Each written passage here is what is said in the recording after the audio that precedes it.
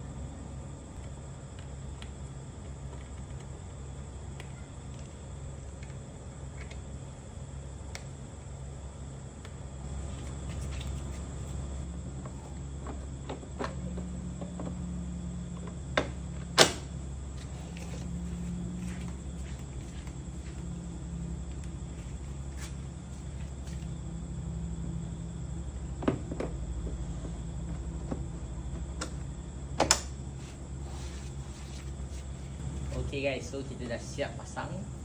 So penuh gak kan, dah lama dah ni. Itu pun aku buat macam tak ikut dia. Asal ni kena buka servo yang tu petak tadi kan, tapi aku ngelak sikit, aku macam silap. So jom check it out hasil dia. Okay, so ini ZX6. So echo, okay, echo kita dah mantap guys.